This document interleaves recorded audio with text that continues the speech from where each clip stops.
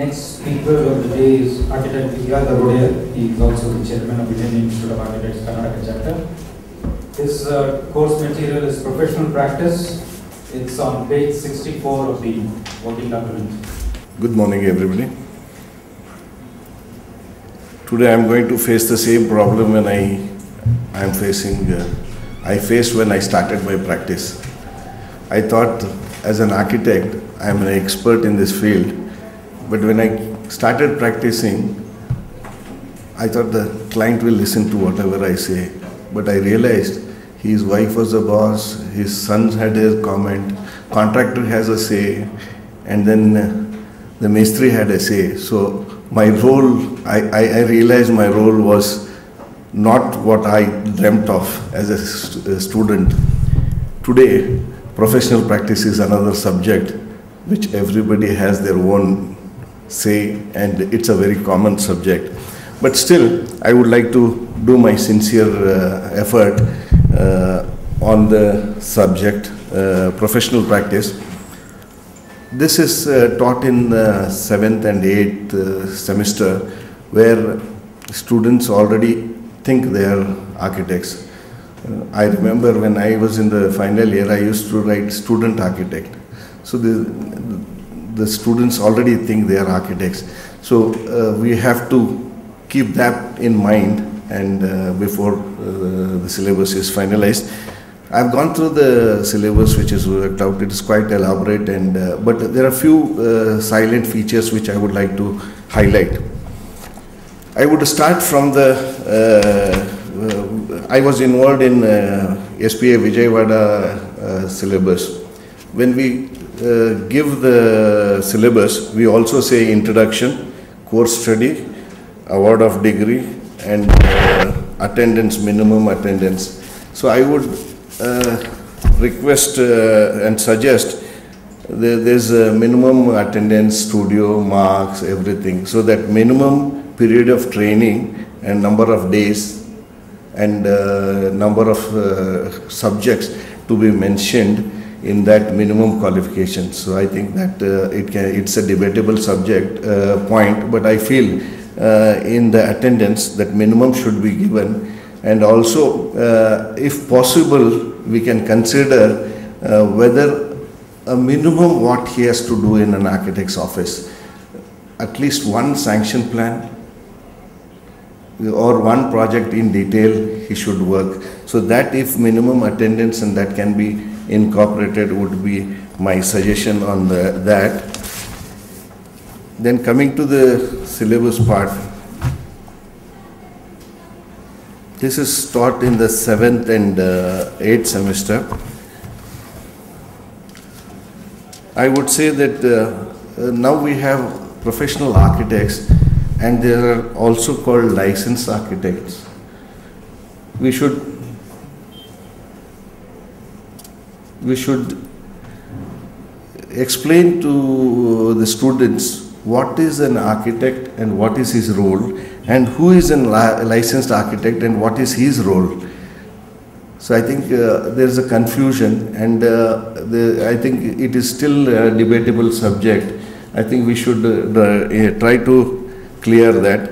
And we have said that a Code of Conduct and Architects Act 1972 and consequent amendments can be included, because there is going to be amendment very soon. That has to be included in the syllabus. And introduction of various other architectural organizations, RIBA, AIA, and Commonwealth, and their relation with Indian Institute of Architects, if it could be slightly introduced to the students, it would be an added point. And in the practice part, we would like to tell the students what are the government projects, how an architect can be involved in that projects, and where all registrations have to be done. I mean, most of the architects are not aware that, see, the PWD has a panel of architects. I still, even though I do a lot of government projects, only recently I came to know that there is a panel of architects who are eligible to take work. So I was not aware. So if such things can be introduced to the students in a casual way, it would be good. there's I didn't know there's a panel of architects required for Department of Municipal Administration. So they have a lot of projects coming all over the state. So I think there are now 23 ULBs where they need architects service. Because in those ULBs they don't have architects, they are taking engineers as architects. So if such things can be introduced by persons who are aware of this, you can invite architects and try to take one small class where they can introduce this would be things.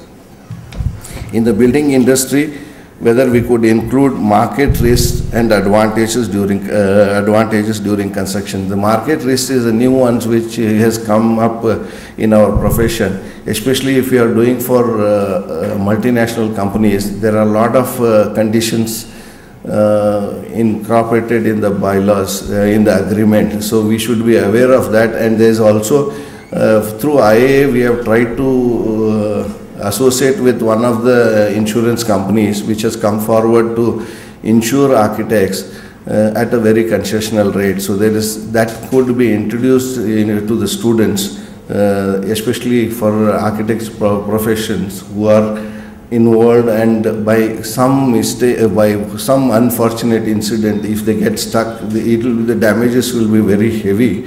So that these new developments could be introduced to the architects in the student at that stage itself. And contract management, I would say agreement towards owner's client, that is already there, but I think it was not given in detail, so it could be taught to them in detail. In the contract details, I saw there is a missing sentence that awareness towards legal aspects and making and breaking of contract is not taught. See, entering an agreement is one part which is taught, but in case of the failure, if we could highlight of how it can be, contract can be alienated, I mean it can be diluted. So, general guidelines to safeguard while accepting contract. Nowadays, if you are doing defense projects, they take a lot of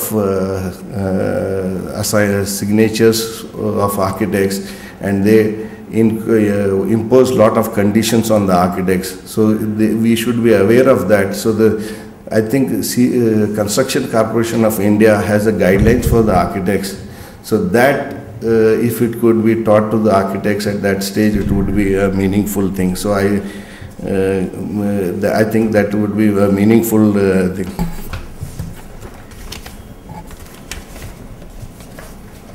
And coming to the second part, training program 2, bylaws and easements, in that subject, I would say that we should teach students about TDR, explain to them what is TDR. We are talking about easement, various easement rights, architects' role in protecting easement rights. Along with that, TDR is a new thing which architects should be made aware of. And local plan sanction procedures also should be informed to the architects, because when they come into the practice, they are not really aware of it. And I think it would be helpful if one practicing architect, I think Architect Mallesh highlighted that where you go for a training, it is very important, because he should be able to guide and help the students to know all this procedure. When he was mentioning that the architect's credibility is also very important. So I feel this also is to be included, including now you are going for high-rise building. Now they are asking GPS also to be given for all high-rise buildings in Bangalore. So we should be slightly aware of it. It's in the subject, but now how that is incorporated in the bylaws. It is not in the written form, but it is now being used in practice. Then also the necessary NOC is required. So this also, if it can be taught to the students, what are the NOCs required? It is possible for an architect when he starts practicing or when he is employed, but it takes a longer period. But if he is briefed as a student at an initial stage, it would be helpful. What are the NOCs required for plan sanctions, and what is the procedure to get NOCs? And I have very few suggestions also.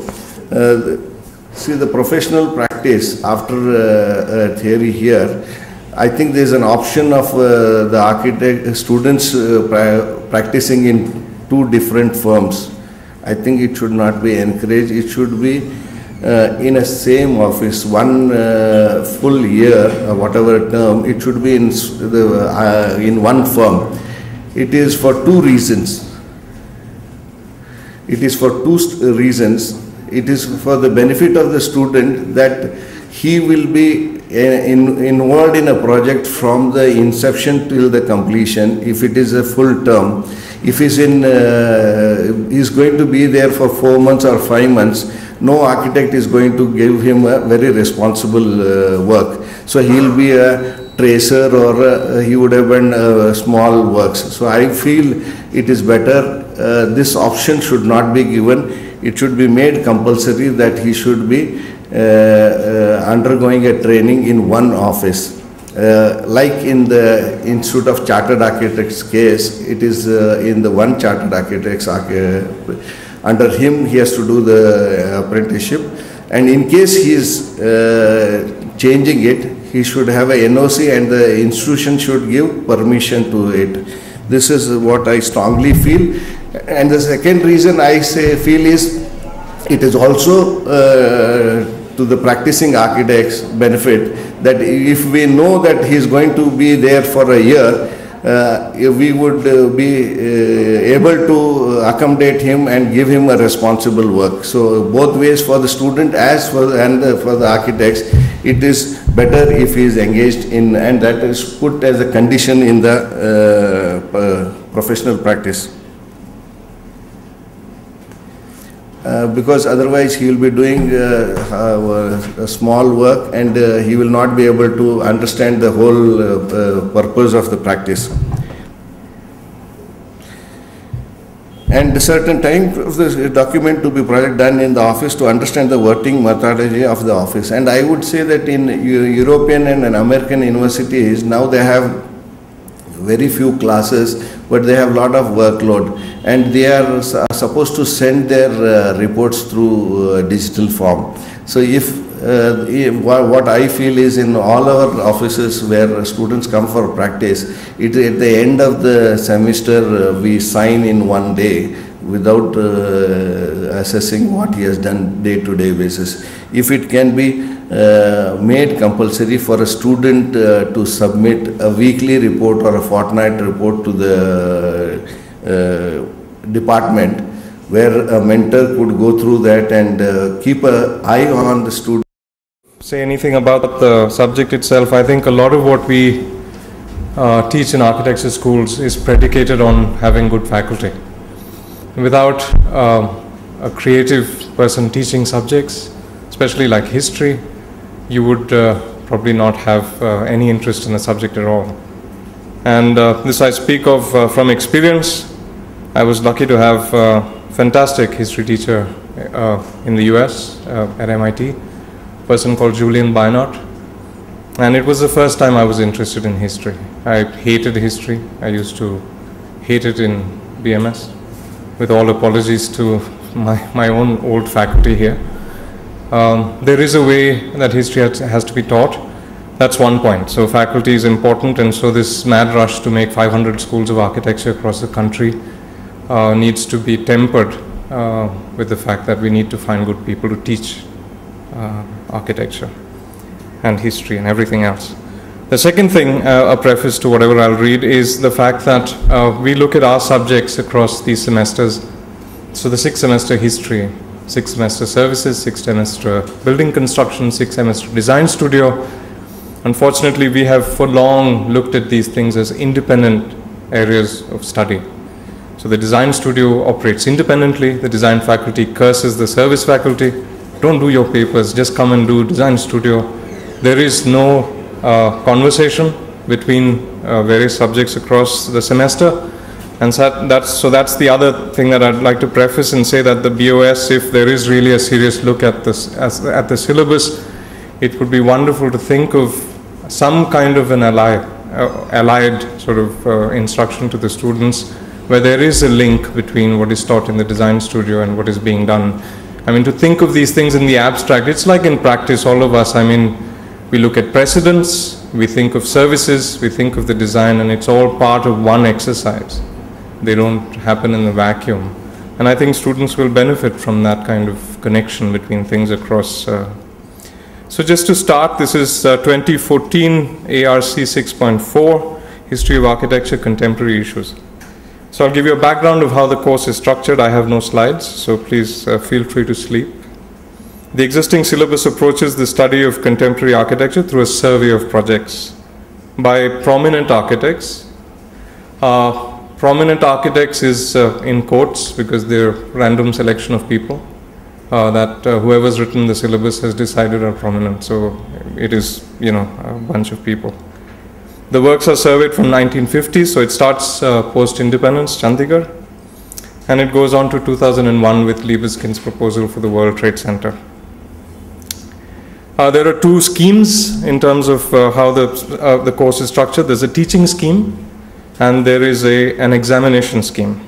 So the teaching scheme is basically 3 times a week, 3-hour lectures, and in terms of examination, you have 100 marks set aside for a paper, not a paper, sorry, for an exam, for a written examination, and 50 marks for class performance. And for this vast, ambitious scope of history, there are 2 books in the bibliography. There's one on contemporary architects by Colin Naylor and Anne-Lee Morgan, and then there's a fairly good book on Indian architecture, which is called Modern Architecture in India by Baga, Sarabjit Baga, which is, and so the first book is 1987, the second edition, and which is the contemporary architects from 1987, and the second book is 1993, which is also a long time ago. So it's very easy, actually. I thank Bharat for suggesting history, because it is really tabula rasa in a way. Anything we do will improve this course. My concerns with history, I have 5 concerns, and there are actually thousands if you read through that, but I have 5 quick concerns. So a quick reading of the outline suggests that the works are discussed in isolation, without a narrative, a thread that locates these works within a larger political, societal, whatever context. So if you look at any history book, Frampton's book is a great case. There is actually a framework within which the work is considered, any work. And that's true for any history book. And this is, of course, the person who teaches the history or writes the syllabus has his own predilection in how that history is, and you may have a problem with that. I have my own list, and it's open to interpretation, but there needs to be a narrative within which the work is perceived. Architecture does not appear or does not happen in isolation. And sometimes these narratives are stretched, but so be it, you know. It's important to think of architecture as part of a larger continuum, which unfortunately as architects we don't often do. And that's primarily because of the way it's taught. The course is audacious in scope. So the semester covers some 70 years of global architecture, history, and it includes approximately 40 architectural projects for review. So 70 years of global architecture, I mean, I could have a course just on Corbusier, or just on one building of Cannes for a whole semester, and you're talking about 70 years and 40 projects, and global architecture. So there's Indian history, whatever, the whole world, right? The third concern is teaching and examination schemes do not include time for any kind of seminar, any kind of exchange with the students. It's basically lectures. So there's no pin-ups, there's no practicals, there's no studio-like environment, and history, I think, is wonderful, exactly like Professor Rajan suggested, and subsequent speakers have said there needs to be a real engagement with the subject in terms of physically sort of either experiencing or drawing or investigating, not just sort of receiving. And the final evaluation is heavily dependent on an examination, and this I think we should throw out, exams for history. because I don't remember anything that I did in an exam in history. I remember what I wrote in a paper for Julian in memory and architecture. And that's because I was forced to make a commitment to something, to write about something, to make up a subject on which I can write.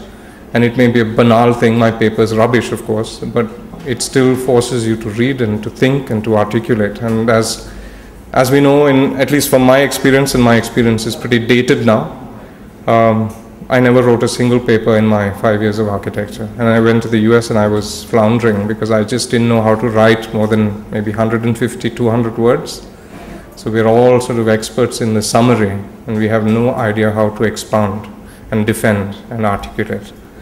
So that's very important that we don't rely on an exam, because an exam forces you to summarize. The suggested, and the fourth one is suggested